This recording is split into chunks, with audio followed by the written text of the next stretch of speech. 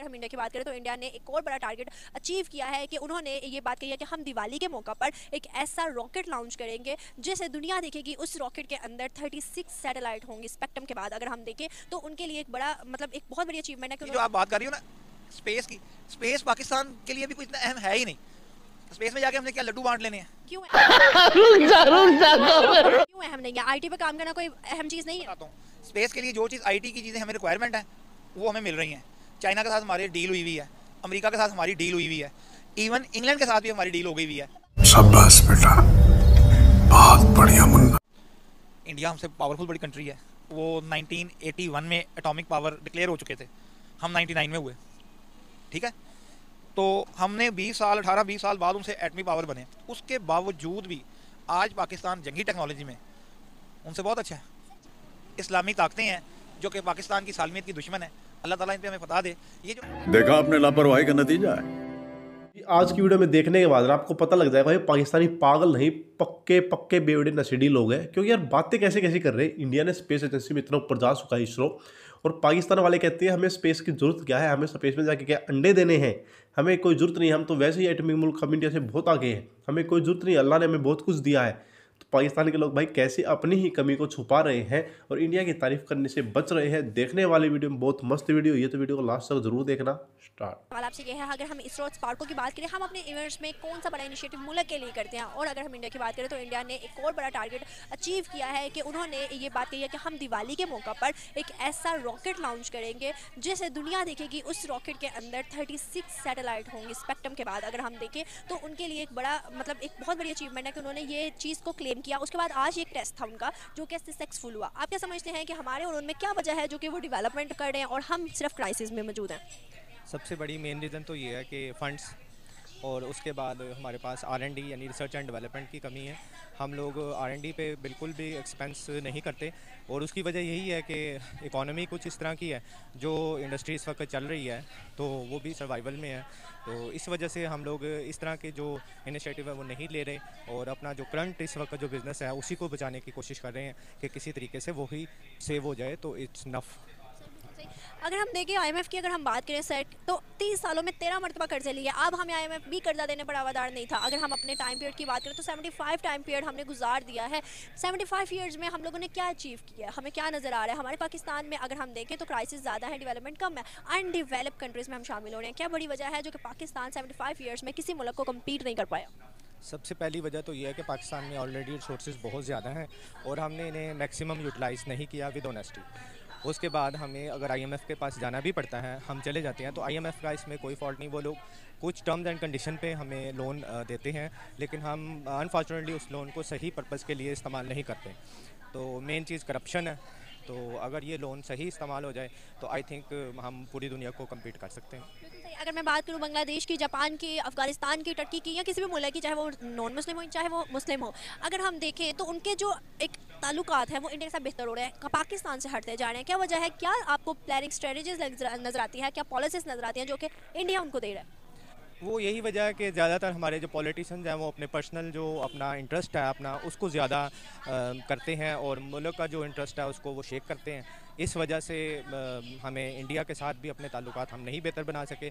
तो लेकिन अगर बाकी मुल्कों की बात करें, जैसे बांग्लादेश अलर्ट से हमसे बाद में आज़ाद हुआ, लेकिन उन्होंने बहुत अच्छी तरक्की की है, उनकी मेहनत है। इसमें कहीं पे भी रिलीजन का नहीं आता कि कोई मुस्लिम है। एज ए ह्यूमन बीइंग हमें ऑनेस्टी के साथ काम करना चाहिए, और वो लोग कर रहे हैं तो वो आज डेवलप्ड कंट्री में है, और हम लोगों ने नहीं किया तो हम इसलिए पीछे रह गए। सर, आपने कहा है कि इसी वजह से हम इंडिया के साथ ताल्लुकात बेहतर कर पाए। आपको क्या है, इन 75 सालों से हम लोगों ने सिर्फ राइवल माना है? क्या आपको लगता है अब हमें अपने जो रिलेशनशिप है वो अच्छे बिल्ड कर लेने चाहिए? जी बिल्कुल, हमें करना चाहिए। वैसे भी नेबर्स के साथ तो इस्लाम में भी लिखा हुआ है कि आप अपने नेबर्स के साथ अच्छे ताल्लुकात कायम करें, और हमें करने भी चाहिए। लेकिन ये है कि वो पैरेलल हों, कि उसमें कोई भी ऊंच नीच ना हो, तो हम कर सकते हैं। सबसे पहले मुल्क की जो सॉवरेनिटी है उस पर हमें कंप्रोमाइज़ नहीं करना चाहिए, उसके बाद हमें इन चीज़ों को भी देखना चाहिए। देखो, पहली बात तो ये है कि आपको मैं ये चीज़ गाइड कर दूँ कि इंडिया और पाकिस्तान में बेसिक एक फ़र्क तो ये है कि वहाँ की आबादी और यहाँ की आबादी में 6 गुना का फ़र्क है।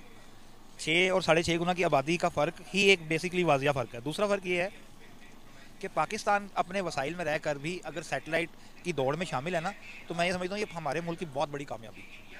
अच्छा, उनकी मजबूरी है, उनकी पॉपुलेशन इतनी है, उन्होंने अपना वोट बैंक लेना होता है वहाँ की गवर्नमेंट ने। उनकी मजबूरी है कि एक तो वो ना सिर्फ आप जिस तरह कह रही थी कि जी उन्होंने स्पेस में आज दिवाली पे उनको उनके मौके पे भेजना है, ये उन्होंने करना है। एक तो उनका इससे वोट बैंक, ये उनकी पॉलिटिक्स की ज़रूरत है। कहा है कि पाकिस्तान और इंडिया का कंपैरिजन नहीं है क्योंकि उनकी 6 गुना आबादी ज़्यादा है। हम जापान से कर लेते हैं, हम बांग्लादेश से कर लेते हैं, क्यों इकोनॉमी में बताता हूँ, जापान से करेंगे तो अगर मैं आपको इसका ये जवाब दूँ ना, हमारा जो दिफाई बजट है ना वो जापान से 3 गुना ज़्यादा है।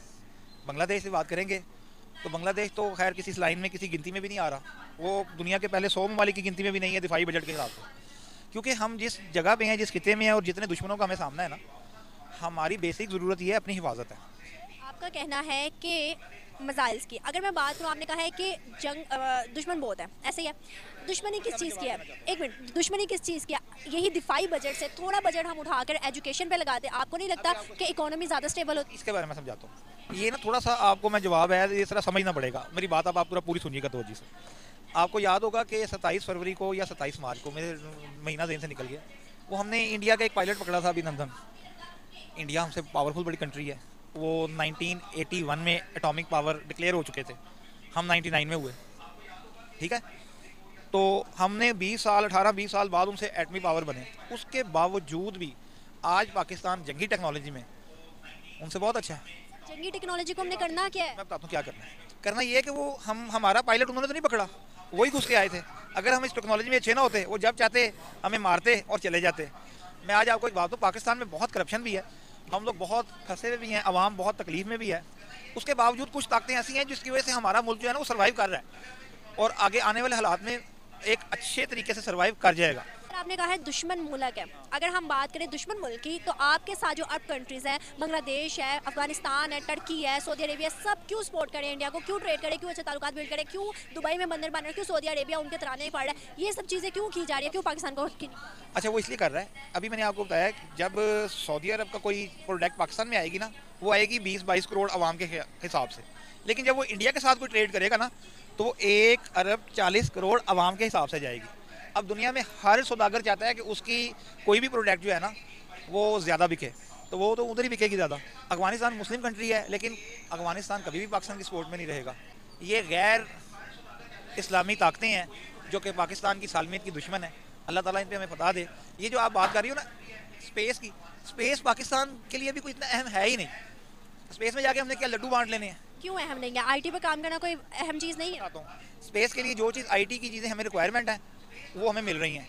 चाइना के साथ हमारे डील हुई हुई है, अमेरिका के साथ हमारी डील हुई हुई है, इवन इंग्लैंड के साथ भी हमारी डील हो गई हुई है। आप चाह रहे हैं कि हम सिर्फ और सिर्फ दूसरों के साथ मिलकर काम करें, अपने पाँव पे कभी ना खड़े हों? मैं ये नहीं चाह रहा हूँ, मैं ये चाह रहा हूँ कि हम अपने वसाइल में रहकर तरक्की करें, ना कि अपनी चादर से पैर बाहर मिला लें। कौन से वसाइल? 30 सालों में 13 मरतबा कर्जे लिए हैं, आपको लगता है एक दफ़ा भी वापस किया है? हाँ बिल्कुल, मुझे लगता है वापस किया ना। तो 30 सालों में 13 मरतबा कर्जे लेके तो मुल्क चल रहा है। आपको क्या लग रहा है कि हमारे पास रिजर्व हैं इतने? हमारे रिजर्व और इंडिया के रिजर्व में या किसी और मुल्क के रिजर्व में कितना फ़र्क होता है? तो ये देखे ना। आपने बड़ा अच्छा आपने बात वाज़ह कर दी है कि 30 सालों में 13 मरतबा कर्जे लिए।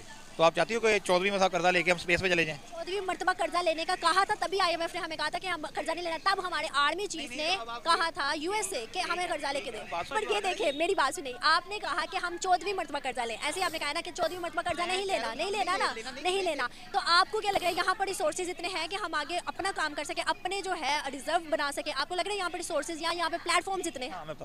बेसिकली पाकिस्तान में ना दुनिया के जो पहले 10 बड़े ऐसे ममालिक है ना जिनको अल्लाह ताला ने हर रिसोर्सेज से माला माल किया हुआ है, पाकिस्तान उनमें से एक कंट्री है। चारों मौसम होते हैं यहाँ पर। नमक पाकिस्तान में सबसे ज़्यादा निकलता है, कोयला पाकिस्तान से निकलता है, तेल पाकिस्तान से निकलता है, पहाड़ पाकिस्तान में है, दरिया पाकिस्तान में है, पाकिस्तान की ज़मीन बहुत ज़रखेज़ है, पाकिस्तान में तरक्की के बहुत मौके हैं। सब चीज़ों के बाद भी आज हम क्राइसिस में, आज भी हमें फ्लड के बाद चीज़ें बाहर से मंगवानी पड़ रही हैं। बेसिक 2 वजूहत हैं। एक बेसिक उसकी वजह यह है कि हमारे मुल्क में करप्शन बहुत ज़्यादा है, और मैं गैर सियासी बयान दूंगा, मैं किसी भी सियासत से बालातर होकर आपको ये बताना चाह रहा हूँ, करप्शन के बाइस वो करप्शन हम ही में से हम ही लोग हैं ना। वो कोई ये तो नहीं है कि कोई अंग्रेज़ आगे करप्शन कर गए हैं, या कोई यूरोपियन कर गया, या कोई अमेरिकन कर गया, या कोई अफ्रीकन कर गया, वो पाकिस्तानी ही कर रहे हैं ना, है तो हम ही में से ना।